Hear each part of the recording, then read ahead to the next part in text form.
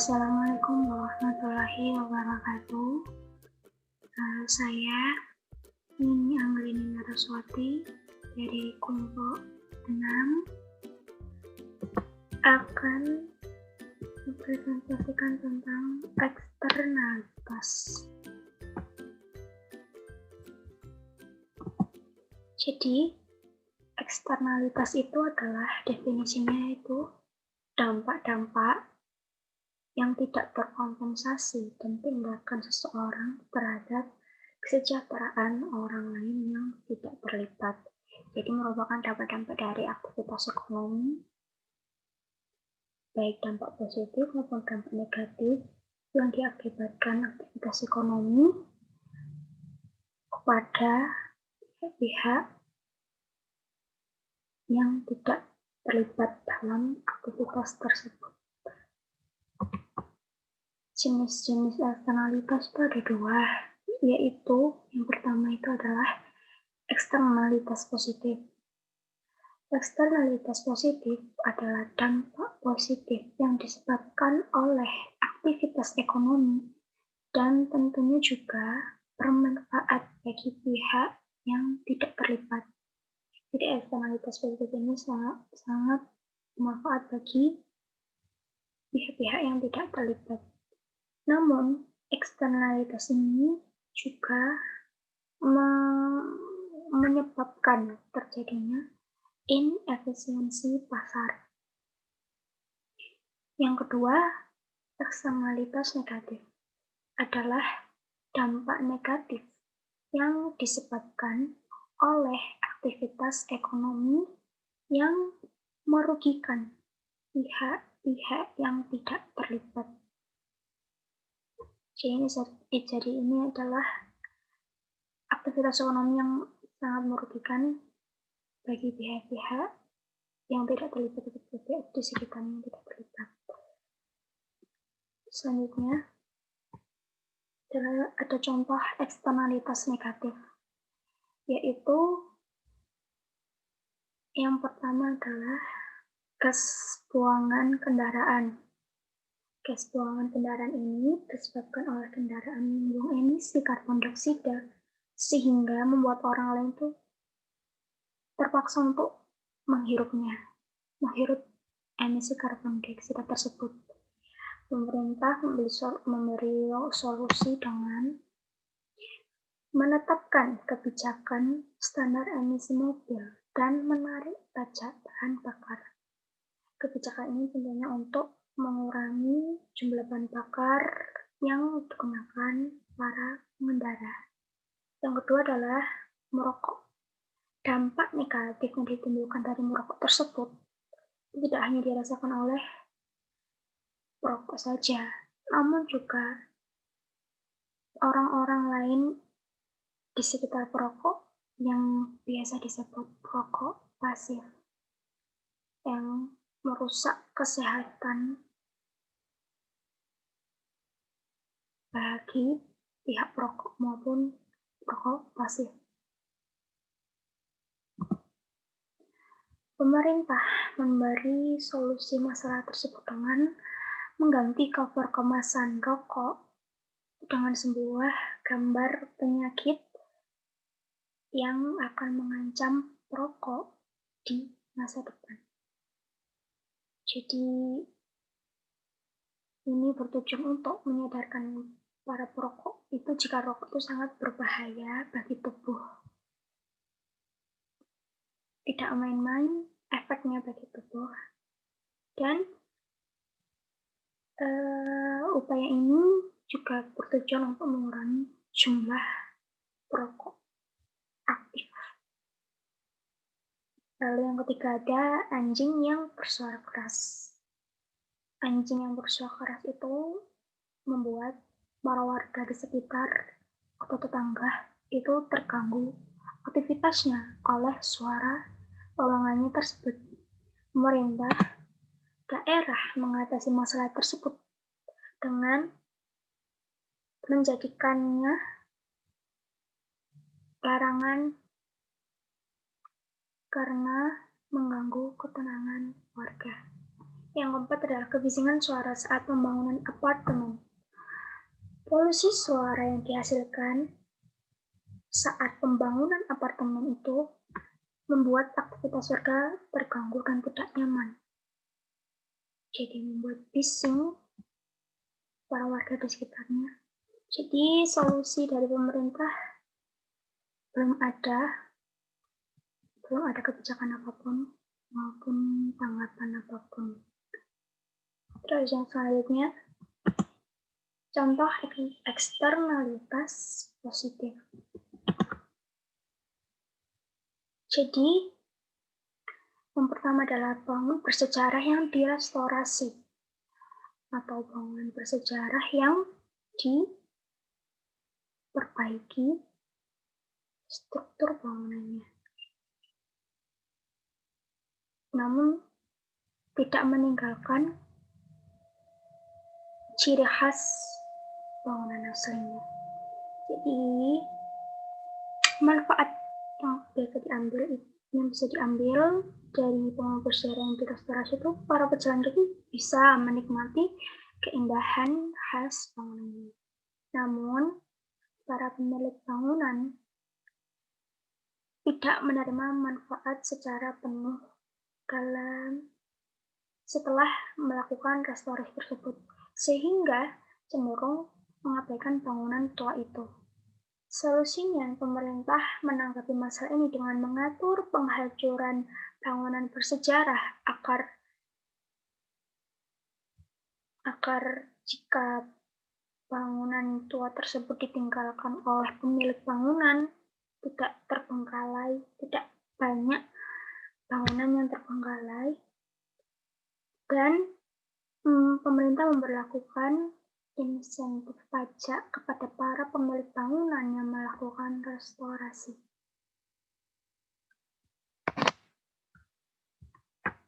Yang kedua adalah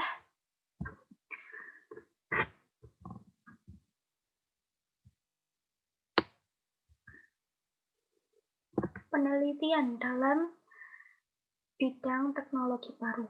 Jadi kegiatan ini akan menciptakan pengetahuan yang dapat bermanfaat bagi orang lain.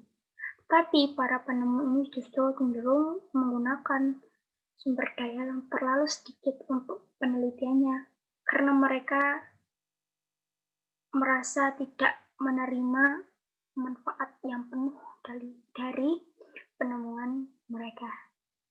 Solusinya, pemerintah mengatasi masalah ini dengan memberikan hak cipta kepada para penemu, sehingga untuk menggunakan penemuan mereka bisa secara eksklusif selama periode yang telah ditentukan oleh pemerintah. Selanjutnya saya akan membahas tentang ketidakefisienan pasar. Ini contohnya dalam pasar aluminium.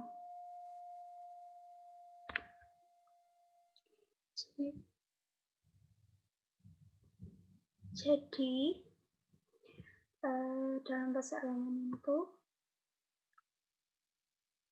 kurvanya menunjukkan ini sebelum dipengaruhi oleh eksternalitas positif maupun negatif, jadi masih murni. Jadi tinggi kurva dari permintaan ini itu mengukur harga sesuai kesediaan konsumen dalam membayar, lalu mengukur kesediaan pembeli marginal, yaitu pembeli yang memilih harga yang sama maksudnya. Jadi antara harga yang ditentukan oleh produsen itu pembeli juga menawarkan jumlah yang sama. Jadi pembeli yang sanggup untuk membayar dalam jumlah tertentu yang ditentukan oleh produsen. Dan juga tinggi kurva permintaan ini menunjukkan harga yang terakhir yang dibeli konsumen. Selanjutnya, tinggi kurva penawaran. Ini menunjukkan pada jumlah tertentu biaya bagi penjual marginal. Dan juga menunjukkan nilai yang terakhir yang dijual produsen. Jadi harga jual yang ditentukan produsen yang terakhir, harga jual terakhir yang ditentukan oleh produsen. Lalu jumlah yang diproduksi dengan yang dikonsumsi ini dalam titik seimbang ditunjukkan oleh Q pasar. Oleh karena itu, tanpa eksternalitas, keseimbangan pasar itu akan terjaga dan menjadi efisien. Selanjutnya yang contoh eksternalitas negatif dalam pasar aluminium. Jadi, setiap unit aluminium itu akan menghasilkan asap yang nantinya akan menjadi polusi udara di sekitar wilayah produksi tersebut. Jadi untuk setiap kegiatan produksi per unit aluminium membutuhkan biaya pribadi atau private cost produsen ditambah dengan biaya beban polusi yang harus ditanggung orang lain di sekitarnya yang dinamakan social cost atau biaya sosial produksi. Lalu kurva biaya sosial ini berada di atas kurva penawaran.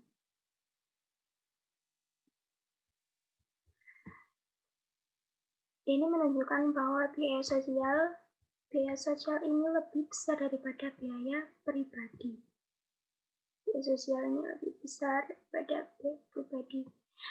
Lalu ini kan petunjuknya. Lalu kurva permintaan berada di bawah biaya sosial. Karena harga aluminium itu menjadi lebih murah daripada biaya sosial produksi. Di pasar yang lebih tinggi,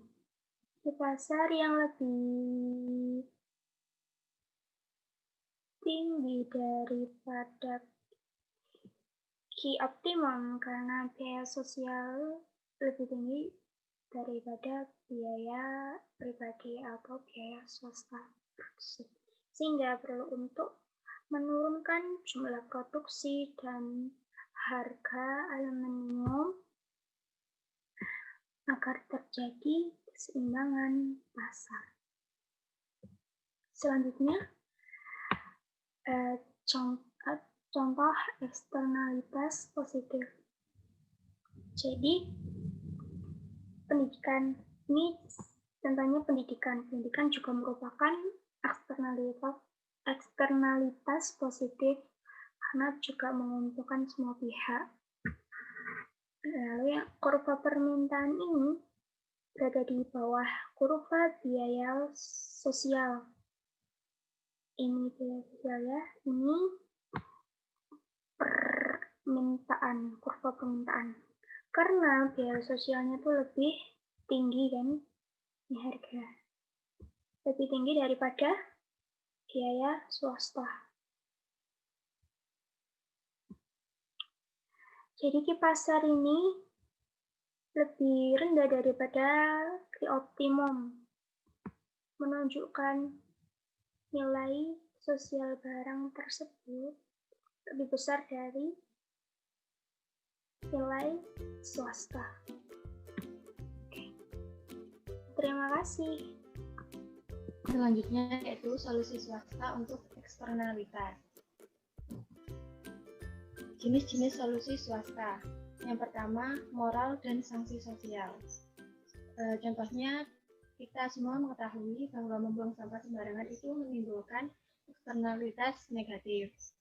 Nah, tapi banyak orang yang tidak membuang sampah dengan sembarangan karena menganggap itu hal baik. Jadi, moralitas yang baik akan mengurangi eksternalitas.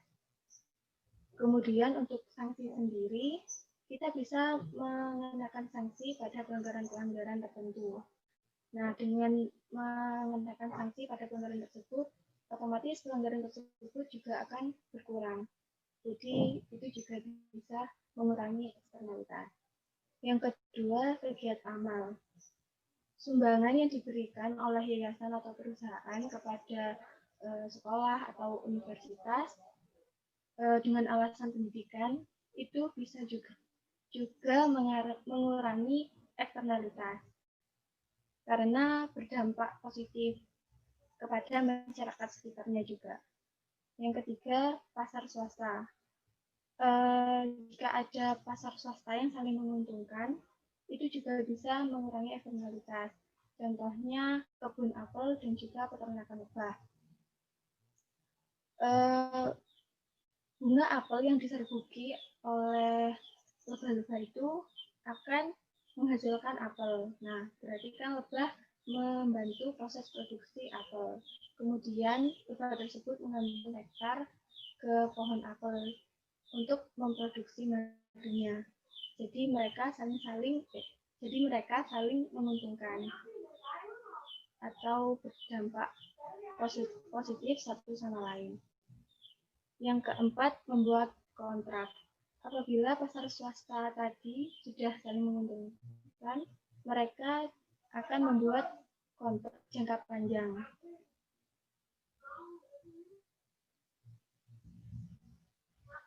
Teorema Coase. Menurut teorema Coase, jika pihak-pihak swasta dapat merundingkan alokasi sumber daya tanpa memakan biaya, pasar swasta akan selalu mengatasi eksternalitas dan mengalokasikan sumber daya secara efisien. Maksudnya adalah jika suatu sektor usaha bisa mengoptimalkan penggunaan sumber dayanya tanpa memakai biaya yang besar atau bahkan tidak sama sekali, itu akan mengurangi eksternalitas. Cara kerja teorema Coase. Contohnya, Sam memelihara seekor anjing bernama Dol. Jen, tetangga Sam, merasa terganggu dengan gonggongan Dol. Sam mendapat manfaat karena memelihara Dol, namun anjingnya menimbulkan eksternalitas negatif terhadap Jen. Haruskah Sam mengirim Dol ke penampungan anjing liar atau Jen tidak dapat tidur akibat gangguan Dol? Nah, menurut teorema Coase, yang pertama, pasar swasta akan mencapai hasil efisien dengan sendirinya. Di sini kita dapat membandingkan antara manfaat yang didapat Sam dengan memelihara anjing dengan kerugian yang dialami oleh Jen karena gonggongan anjing Sam itu. Jika manfaat yang didapat Sam lebih besar daripada kerugian yang dialami Jen, maka hak formal untuk memelihara Dol dimiliki oleh Sam. Maksudnya Jen tidak dapat menuntut atau tidak dapat menyuruh Sam untuk melepaskan anjingnya atau mengirim ke penampungan anjingnya. Kemudian yang kedua, menurut teorema Coase, distribusi hak awal tidak berpengaruh pada kemampuan pasar untuk mencapai hasil efisien. Nah, anggap saja Jen memiliki hak formal untuk menyuruh Sam melepaskan anjingnya. Namun, bisa saja itu tidak berlaku karena Sam bisa saja menawarkan harga untuk membayar Jen agar membolehkan dia memelihara anjing tersebut. Jadi, keduanya sama-sama sepakat untuk membiarkan anjing tersebut dipelihara oleh Sam karena Jen juga menerima harga tersebut. Kemudian, mengapa solusi swasta tidak selalu bekerja dengan baik? Nah, yang pertama karena biaya transaksi. Biaya transaksi itu timbul karena proses kesepakatan yang dilakukan. Contoh dalam kasus Jen dan Sam, itu misalkan mereka membayar pengacara untuk membuat kontrak. Nah, pengacara itu kan butuh bayaran ya. maka harga yang dibayar kepada pengacara tersebut itu adalah termasuk biaya transaksi. Ya, kemudian yang kedua, peperangan dan unjuk rasa, sehingga kesepakatan sulit dicapai. Nah, dalam mencapai kesepakatan kan pastinya ada adu argumen. Nah, adanya argumen tentang manfaat yang mereka inginkan satu sama lain masing-masing itu akan menimbulkan argumen yang berkepanjangan. Maka dari itu eksternalitas juga tidak berubah dan kesepakatan sulit dicapai. Yang ketiga, sulit mencapai penawaran yang efisien. Banyaknya pihak-pihak yang berkepentingan untuk mengkoordinasi satu pihak lain yang membutuhkan biaya mahal akan mengakibatkan sulit tercapainya penawaran yang efisien.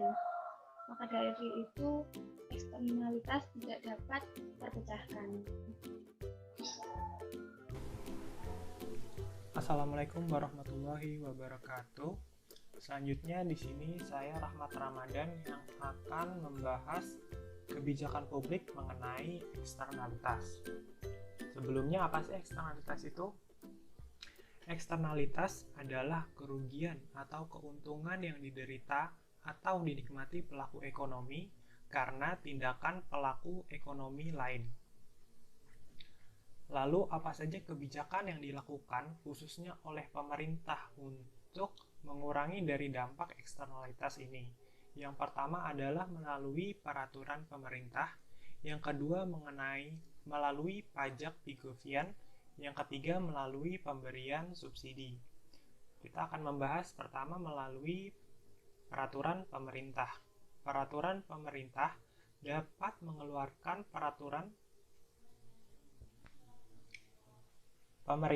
dapat mengeluarkan peraturan bagi pabrik untuk mengurangi polusi dalam jumlah tertentu, atau pabrik tersebut akan dihukum apabila melakukan pelanggaran.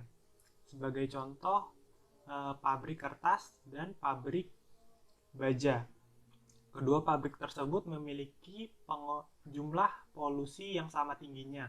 Namun dengan adanya peraturan pemerintah, kedua pabrik tersebut harus mengurangi jumlah polusi yang ditimbulkan. Hal ini memberikan dampak yang cukup signifikan terhadap setiap pabrik, khususnya terhadap pabrik kertas.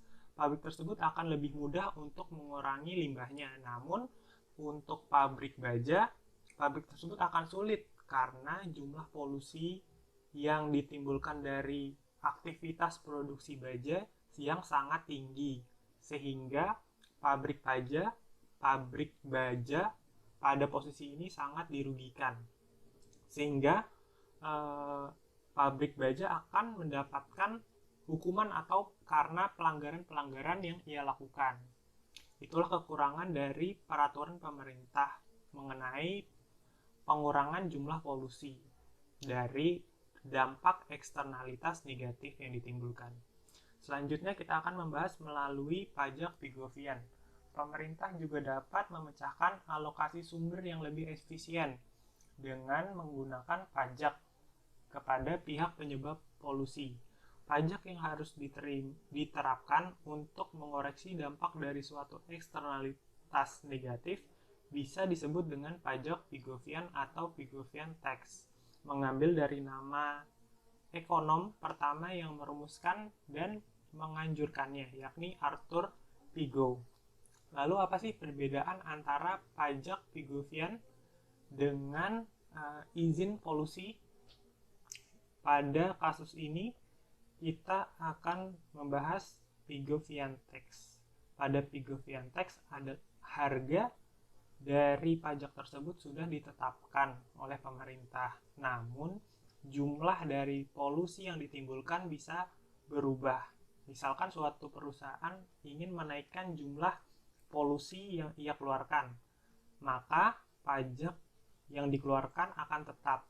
Begitupun sebaliknya jika perusahaan mengurangi jumlah polusinya, pajak yang akan dikeluarkan juga tetap.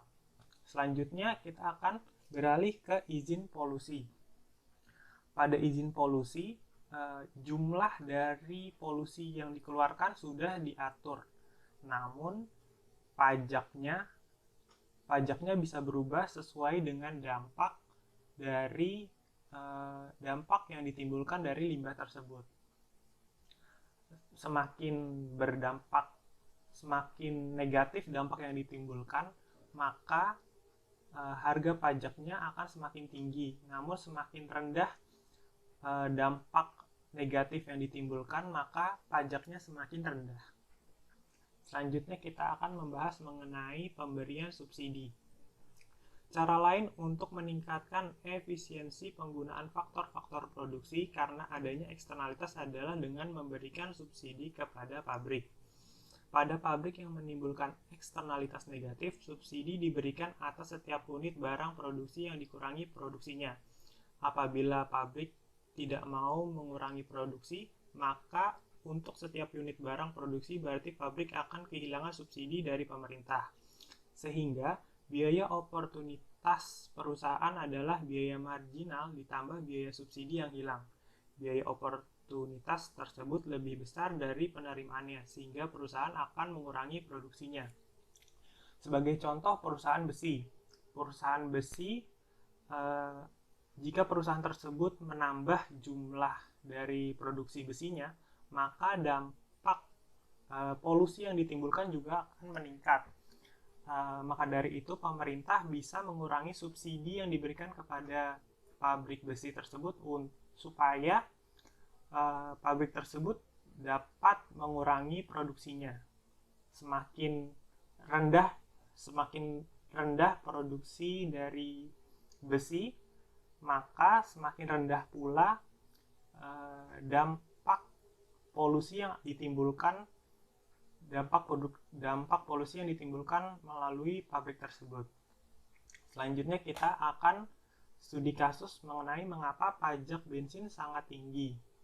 Khususnya banyak di negara, bensin merupakan salah satu barang yang pajaknya paling tinggi. Bahkan di Amerika Serikat, hampir setengah dari harga bensin yang dibayarkan oleh pengendara bermotor diberikan untuk pajak. Apa sih yang alasan dari tingginya harga bensin? Yang pertama, untuk mengurangi kemacetan. Karena pajak bensin dapat mengurangi kemacetan dengan mendorong warga untuk mengurangi penggunaan kendaraan pribadi dan beralih ke transportasi umum. Yang kedua, karena untuk mengurangi kecelakaan.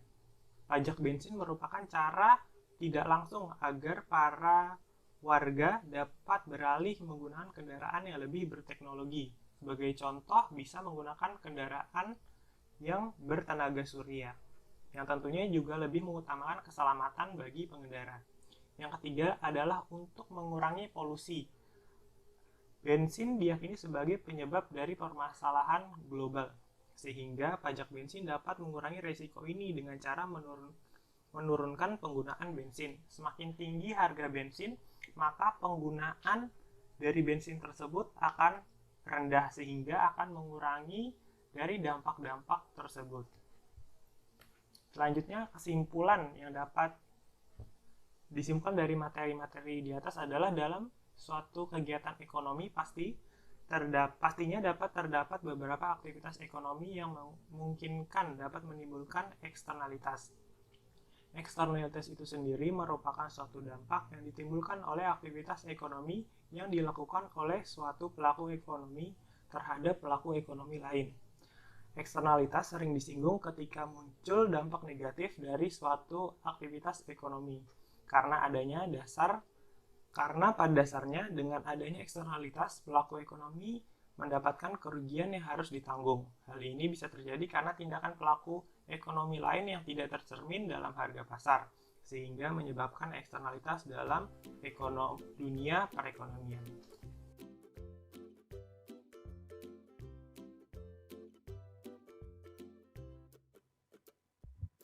Assalamualaikum warahmatullahi wabarakatuh. Nama saya Ramadhani. Saya di sini tergabung dengan kelompok 6. Nah, di sini saya akan menjelaskan tentang pendapatan nasional. Pembagian ilmu ekonomi. Nah, ilmu ekonomi itu terbagi dua, yaitu pertama ekonomi mikro, yang kedua adalah ekonomi makro. Nah, ekonomi mikro ini adalah studi tentang bagaimana rumah tangga dan perusahaan membuat keputusan dan berinteraksi satu sama lain. Nah, ruang lingkupnya seperti supply, demand, elastisitas yang hanya dalam lingkup yang kecil. Yang kedua itu ekonomi makro, adalah ilmu yang mempelajari tentang perekonomian secara keseluruhan. Tujuannya adalah untuk menjelaskan perubahan ekonomi yang memengaruhi banyak rumah tangga, perusahaan, pemerintah, dan pasar sekaligus. Nah, ruang lingkupnya seperti inflasi, pendapatan nasional, pertumbuhan ekonomi, pengangguran, ketimpangan pendapatan, dan lain sebagainya. Nah, ini masalah atau pertanyaan yang bisa dijawab menggunakan ekonomi makro. Pertama, mengapa pendapatan rata-rata tinggi di beberapa negara dan rendah di negara yang lain? Kedua, mengapa harga naik dengan cepat dalam beberapa periode dan stabil pada periode yang lain? Yang ketiga, mengapa produksi dan tenaga kerja berkembang pada suatu periode dan mengalami kontraksi pada periode yang lain? Nah, masalah-masalah ini dapat dijawab dengan menggunakan pendekatan ekonomi makro. Oke, selanjutnya pendapatan dan pengeluaran dalam ekonomi. Jika kita ingin menilai suatu perekonomian secara keseluruhan, maka pendapatan dan pengeluaran agregat dari suatu negara dapat dijadikan tolak ukurnya. Nah, untuk perekonomian secara keseluruhan, pendapatan harus sama dengan pengeluaran karena setiap transaksi pasti memiliki penjual dan pembeli. Nah, setiap 3 dolar uang yang dikeluarkan oleh pembeli merupakan pendapatan bagi penjual berupa 3 dolar. Makanya jika menghitung PDB menggunakan pendekatan pengeluaran dan pemasukan, hasilnya akan sama. Nah, perhitungan produk domestik bruto adalah ukuran pendapatan dan pengeluaran yang dihasilkan oleh suatu negara dalam satu periode. Ini merupakan total nilai pasar dari semua barang dan jasa akhir yang diproduksi suatu negara. Nah, kesetaraan antara pendapatan dan pengeluaran dapat diilustrasikan dengan diagram mereka. Nah, ini ada diagram nih. Di sini ada rumah tangga konsumen, di sini ada pasar barang dan jasa, di sini ada rumah tangga produsen, dan di sini ada pasar faktor produksi. Nah, rumah tangga ini membeli barang dan jasa dari pasar. Nah, konsumen barang dan jasa itu dibeli, akhirnya menyebabkan pengeluaran, dan ini merupakan pemasukan bagi rumah tangga produsen. Nah, rumah tangga produsen ini habis itu kalau pengen memproduksi suatu barang dan jasa membutuhkan tenaga kerja dan lain sebagainya atau faktor produksi. Nah, faktor produksi ini diminta dari pasar faktor produksi merupakan penawaran dari rumah tangga konsumen yang berupa tenaga kerja, tanah, modal, dan lain sebagainya. Nah, habis itu perusahaan akan membutuhkan biaya. Nah, biaya ini merupakan pendapatan bagi rumah tangga konsumen. Bisa pendapatan, bisa sewa, bisa bunga, dan keuntungan. Selanjutnya, GDP is a market value. Hal ini dimaksud output dinilai dengan harga pasar yang hanya mencatat barang akhir, bukan barang setengah jadi, dan nilainya dihitung sekali. Nah, ada lagi goods and services. PDB dapat berupa barang yang berwujud seperti makanan, minuman, kendaraan, dan jasa yang tak berwujud. Misalnya kurir, layanan perbankan, dan konsultan. Nah, di situ produce. merupakan barang dan jasa yang saat ini diproduksi, bukan melibatkan transaksi di masa lalu. Habis itu within country. Ini berarti mengukur nilai produksi dalam batas-batas geografis suatu negara. In a given period of time merupakan pengukuran nilai produksi yang terjadi dalam interval waktu tertentu, biasanya setiap 1 tahun atau per kuartal. Kuartal itu 3 bulan. Of all final yang mencatat barang akhir, bukan barang setengah jadi dan nilainya hanya dihitung sekali. Terus itu ada komponen PDB. PDB mencakup semua barang dan jasa yang diproduksi dan dijual secara legal dalam perekonomian. Nah, jadi ada yang tidak terhitung dalam PDB. Di antaranya adalah barang yang diproduksi dan dijual secara ilegal, barang yang diproduksi tidak pernah masuk dan ditransaksikan di pasar. Habis itu sektor ekonomi informal. Ini padahal nilainya cukup besar, tapi tidak masuk perhitungan dalam PDB, kayak pedagang kaki lima dan lain-lain. Di situ perhitungan produk domestik bruto. Nah, ini merupakan rumus PDB menggunakan pendekatan pengeluaran. Rumusnya C plus I plus D plus X min M. C-nya itu berarti consumption. Ini berarti konsumsi rumah tangga dalam satu periode. Habis itu investment. Investment ini merupakan investasi yang dilakukan oleh rumah tangga produsen seperti membangun gedung, membeli peralatan, dan lain sebagainya. Habis itu government expenditure. Government expenditure ini merupakan pengeluaran pemerintah yang terjadi dalam satu periode. Nah, government expenditure ada yang tidak termasuk dalam perhitungan, yaitu transfer payment. Nah, habis itu ada ekspor dikurang import atau bisa disebut ekspor. Nah, selanjutnya di sini ada studi kasus dampak pandemi corona terhadap pertumbuhan PDB di Indonesia. Nah, ini menggunakan metode pengeluaran seperti rumus yang tadi. Di sini pengeluaran konsumsi rumah tangga, kan corona lagi parah-parahnya pas kuartal 2 tahun lalu ya.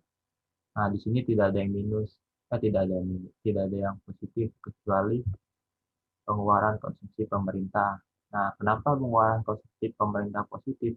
Karena pada saat pandemi corona, pemerintah mengeluarkan banyak bantuan, stimulus, dan lain sebagainya untuk menggenjot kembali perekonomian. Maka yang positif hanya pengeluaran konsumsi pemerintah, yaitu sebesar 22%. Yang lainnya pada kuartal 2 tahun ini minus semua. Nah, sekian presentasi dari saya. Selanjutnya akan diteruskan oleh anggota kelompok saya yang lain.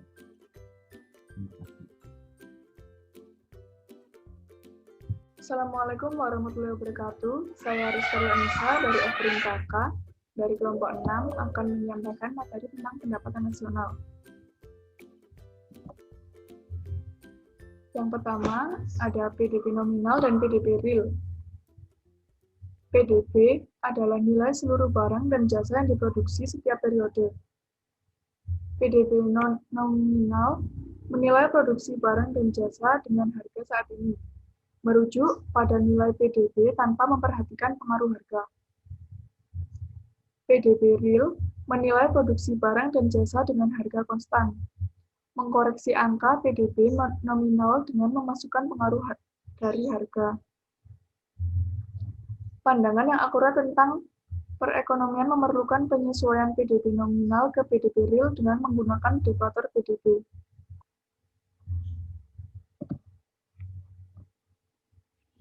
Yang kedua, deflator PDB.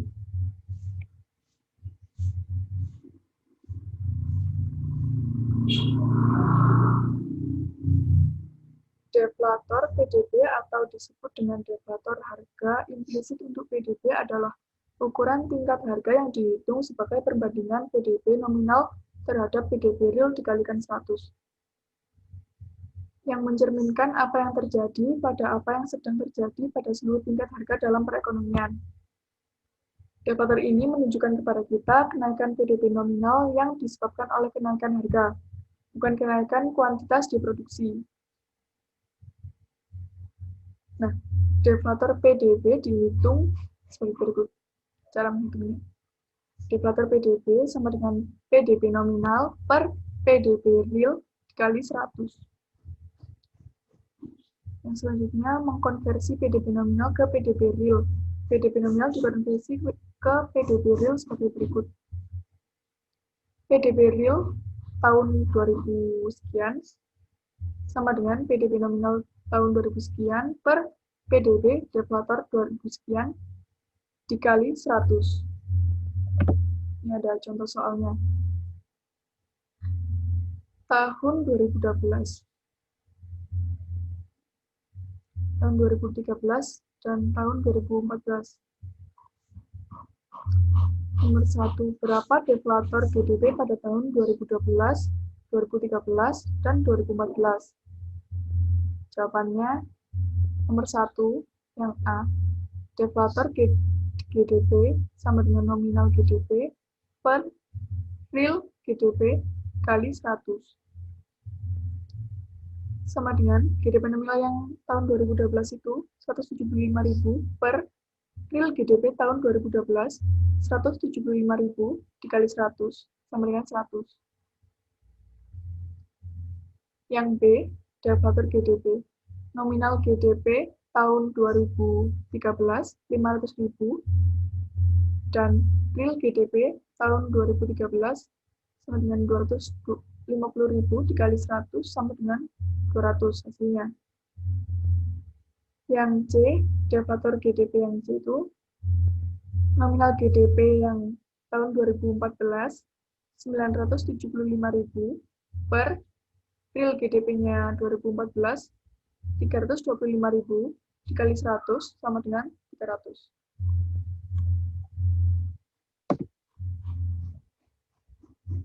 Nah, untuk mengukur seberapa cepat harga-harga mengalami kenaikan, ada dua. Yang pertama ada indeks harga implisit atau deflator GDP. Indeks yang menunjukkan tingkat harga barang dan jasa. Yang kedua ada indeks harga konsumen atau Consumer Price Index. Ukuran keseluruhan harga barang dan jasa. PDB dan kesejahteraan ekonomi. PDB adalah ukuran tunggal terbaik dari kesejahteraan ekonomi suatu masyarakat. PDB per orang memberitahu kita pendapatan dan pengeluaran rata-rata orang dalam perekonomian. Terus PDB yang lebih tinggi per orang menunjukkan standar hidup yang lebih tinggi. Bagaimanapun PDB bukanlah ukuran yang sempurna untuk kebahagiaan atau kualitas hidup. Nah, ada beberapa hal yang berkontribusi pada kesejahteraan yang tidak dimasukkan dalam PDB. Yang pertama, nilai waktu luang. Yang kedua, nilai lingkungan yang bersih. Yang ketiga, nilai dari hampir semua aktivitas yang terjadi di luar pasar, seperti nilai waktu yang dihabiskan orang tua dengan anaknya, dan nilai kerja sukarela. Demikian presentasi dari saya. Apabila ada kurang lebihnya, mohon maaf. Assalamualaikum warahmatullahi wabarakatuh.